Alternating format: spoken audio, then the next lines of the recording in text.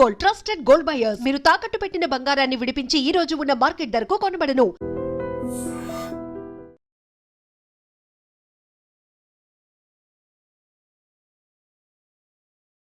బాబోయ్, దేశం ఒక పెద్ద ప్రమాదం నుంచి త్రుటిలో తప్పించుకుందండి. 9 మంది ఉగ్రవాదులు దేశంలో విధ్వంసం సృష్టించడానికి ప్లాన్ చేశారు. ఆ 9 మంది కూడా ఒక్కసారిగా అరెస్ట్ అయ్యారు. ఏకకాలంలో ఢిల్లీ స్పెషల్ ఆపరేషన్ టీం ఈ 9 మంది ఉగ్రవాదుల్ని అరెస్ట్ చేసింది.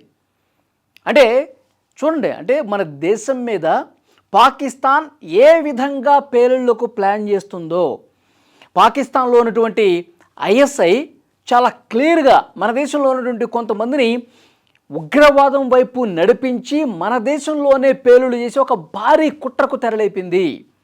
సో మన దేశ ఇంటెలిజెన్స్ పక్కా సమాచారంతో ఈ 9 మందిని అరెస్ట్ చేశారండి.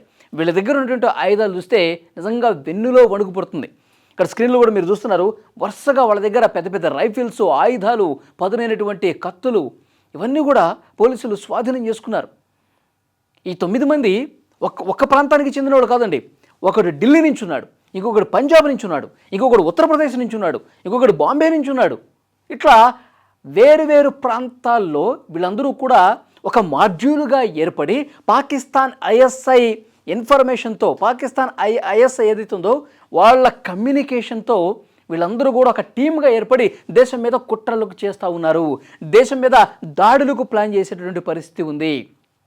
మన ఇంటెలిజెన్స్కి ఎప్పటికప్పుడు నిఘా పెడతా ఉన్నారు. ఎందుకంటే గతంలో జరిగినటువంటి ఘటనల దృష్ట్యా ఢిల్లీతో పాటు దేశంలో ఉన్నటువంటి ప్రధానమైన ప్రాంతాల్లో మన ఇంటెలిజెన్స్ వ్యవస్థ 2 కళ్ళు కాదు 1000 కళ్ళతో నిఘా పెట్టి ఎక్కడికక్కడ తనిఖీలు చేస్తున్నటువంటి పరిస్థితి ఉంది. అంటే ఫిజికల్ తనిఖీలే కాదు, సోషల్ మీడియాలో ఎవరెవరు ఏం మాట్లాడుకుంటున్నారు, అనుమానం ఉన్న ప్రతి అకౌంట్ని కూడా ఇంటెలిజెన్స్ అనుమానం వస్తే చాలు వెంటనే స్థానిక పోలీసులకు ఇన్ఫర్మేషన్ ఇచ్చేస్తుంది. దాని మీద వాళ్ళు కళ్ళు క్లియర్గా పెట్టి చూస్తే వాస్తవాలు వెలుగులోకి వస్తూ ఉన్నాయి. ఈ 9 మంది కూడా సోషల్ మీడియా కేంద్రంగా ఒకరి ద్వారా ఒకళ్ళు పరిచయం అయిపోయి పాకిస్తాన్ ఐఎస్ఐ సహకారంతో వాళ్ళు ఇచ్చినటువంటి గైడెన్స్తో దేశంలో కుట్రలు ప్లాన్ చేశారండి. అతిపెద్ద పేలుళ్లకు ప్లాన్ చేశారంట. ఎక్కడ ఢిల్లీలో ఒక ప్రధానమైనటువంటి ఆలయం వీళ్ళ టార్గెట్లో ఉంది. ఇప్పుడు అరెస్ట్ అయిన తర్వాత వీళ్ళ సోషల్ మీడియా ఖాతాలని పరిశీలించిన తర్వాత వీళ్ళు ఎవరితో టచ్లో ఉన్నారో చూసిన తర్వాత మన ఇంటెలిజెన్స్ కూడా భయం గొలిపే విధంగా వీళ్ళు ప్లానింగ్స్ ఉన్నాయి. ఢిల్లీలో ఒక టెంపుల్ని టార్గెట్ చేశారు. అదే ఢిల్లీ సోనిపత్ ఆ మార్గంలో ఒక పెద్ద దాబాని టార్గెట్ చేశారు. బాంబేలో ఒక హోటల్ని టార్గెట్ చేశారు. ఉత్తరప్రదేశ్ రాష్ట్రంలో 2 టెంపుల్స్ని టార్గెట్ చేశారు. ఇట్లా వీళ్ళ లిస్టులో ఏంటంటే అతిపెద్ద ఏవి ఆ స్థానికంగా టెంపుల్స్ ఉంటాయి కదా, ప్రసిద్ధ పుణ్యక్షేత్రాలు, అక్కడ ఎక్కువగా భక్తుల రద్దీ ఉండేటువంటి దేవాలయాలు కొన్ని ఉంటాయి కదా. భక్తులందరూ కూడా చాలా నమ్మకం పెట్టుకొని ప్రతి మంగళవారమో లేకపోతే ప్రతి శుక్రవారమో ఇట్లా ఎక్కువ మంది జనసమర్థత ఉన్నటువంటి దేవాలయాలు ఏవైతే ఉన్నాయో వాటిని టార్గెట్ చేశారు. ఎక్కువ మంది వెళ్ళేటువంటి దాబాలు, హోటల్స్ ఏవైతే ఉన్నాయో వాటిని టార్గెట్ చేశారు. బాంబేలో ఒక ప్రముఖ హీరో ఇంటిని కూడా టార్గెట్ చేసినట్టుగా వీళ్ళ లిస్టులో ఉన్నట్టుగా తెలుస్తోంది. సో కానీ త్రుటిలో ఈ పెద్ద ప్రమాదం తప్పిందనమాట.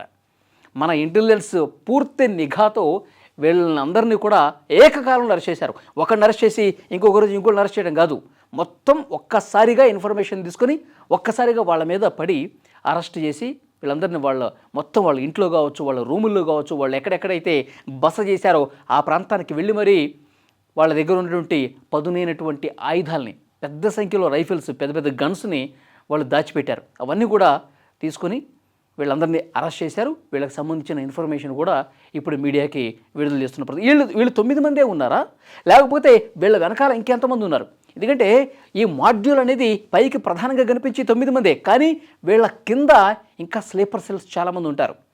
ఎప్పటికప్పుడు మళ్ళీ వీళ్ళకి ఇన్ఫర్మేషన్ అందించడానికి ఆ స్థానికంగా స్లీపర్ సెల్స్ కొన్ని పనిచేస్తూ ఉంటాయి. పలానా టైంలో పలానా ప్లేస్లో పలానా విధంగా మనం దాడి చేస్తే ఎక్కువ మందిని చంపొచ్చు, ఇలాంటి ఇన్ఫర్మేషన్ కోసం కొన్ని స్లీపర్ సెల్స్ని వాడుకుంటూ ఉంటారు. సో వాళ్ళ మీద కూడా నిఘా చాలా స్పష్టంగా ఉంది. వాళ్ళు కూడా త్వరలోనే పట్టుకునే అవకాశం అయితే కనిపిస్తుంది. కానీ నిజంగా మన ఇంటెలిజెన్స్ కనుక వీళ్ళను పట్టుకోవటం ఆలస్యమైతే ఎంత పెద్ద ప్రమాదం జరిగి ఉండేదండి. ఒకేసారి పేలుళ్ళు చేసి చంపేసేవాళ్ళు కదా. మొన్న 2025 నవంబర్ 10వ తారీఖున ఏం జరిగిందో మనకు తెలుసు. ఢిల్లీలో ఎర్రకోట సమీపంలో కారులో బాంబు పెట్టి పేల్చేశారండి. సరిగ్గా రాత్రి 7-7:30 అవుతుంది. ఆ టైంలో ఒక్కసారిగా పేలిపోయేసరికి 15 మంది స్పాట్లో చనిపోయారండి. మొత్తం ఏ పీస్కి ఆ పీసు మొత్తం ఎగిరిపడ్డటువంటి పరిస్థితుంది. పదుల సంఖ్యలో తీవ్ర గాయాల పాలయ్యారు. 15 మంది చనిపోయారు. ఆ కుటుంబాలు ఎంతటి విషాదంలో ఉన్నాయి. అంటే పాకిస్తాన్ మన దేశం మీద, మన దేశంలో ఉగ్రవాదుల్ని తయారు చేసి, ఉగ్రవాద సానుభూతి పరులుగా, ఆత్మాహుతి దళాలుగా తయారు చేసి మన దేశం మీద ఎలాంటి కుట్రలకు పాల్పడుతున్నది కూడా క్లియర్గా అర్థమవుతుంది. ఇంకొక బ్రేకింగ్ న్యూస్ ఏంటంటే, ఈ 9 మంది underworld don Dawood Ibrahim ఉన్నాడు కదా, అతని టీంతో కూడా వీళ్ళు కాంటాక్ట్లో ఉన్నారు. వాళ్ళ నుంచి వస్తున్నటువంటి ఇన్ఫర్మేషన్ కూడా వీళ్ళు సేకరించి కుట్రలకు పాల్పడ్డారన్నట్టుగా తెలుస్తోంది.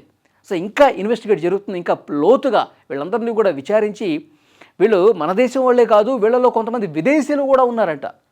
చూడండి ఎంత దారుణంగా మన దేశం మీద కుట్రలకు ప్లాన్ చేశారన్నది, పేలుళ్లకు ప్లాన్ చేశారన్నది.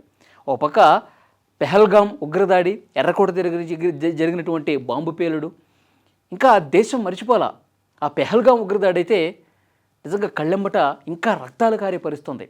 మతం పేరు చెప్పి అక్కడికి వచ్చినటువంటి పర్యాటకుల్ని పాయింట్ బ్లాంక్లో గన్ను పెట్టి నువ్వు హిందువా ముస్లిమా అని అడిగి ఆ ఇంట్లో ఉన్నటువంటి ఆ పెద్దని చంపేసి భార్య పిల్లల ముందే వాళ్ళని చంపేశారంటే, అసలు కొంతమందిని అయితే వాళ్ళు ప్రైవేట్ పార్ట్స్ చూసి ఏమో నువ్వు ముస్లింలాగా కనిపించట్లేదు అని చెప్పి వాళ్ళు చెక్ చేసుకుని మరి చంపేశారు పెహల్గాం లాంటి చోట. కాబట్టి ఆ గాయం ఇంకా దేశం మర్చిపోలా. అందుకే ఆపరేషన్ సింధూరు అద్భుతంగా చేసి ఉగ్రవాదుల్ని తునాతునకలు చేసి పడేశాం. కానీ ఇంకా పాకిస్తాన్కి బుద్ధి రాలా. మనం ఆపరేషన్ సింధూరు చేశాం కాబట్టి ఇంకా పగతో రగిలిపోయి మళ్ళీ కుట్రలకు ప్లాన్ చేస్తూ ఉన్నారు ఈ దుర్మార్గులు. సో మన ఇంటెలిజెన్సు చాలా చాకచక్యంగా, చాలా అద్భుతమైనటువంటి పనితీరు కనబరిచి స్పెషల్ టాస్క్ ఫోర్స్ అంతా కూడా డేగ కళ్ళతో నిఘా పెట్టి ఈ 9 మందిని ఈరోజు అరెస్ట్ చేశారు.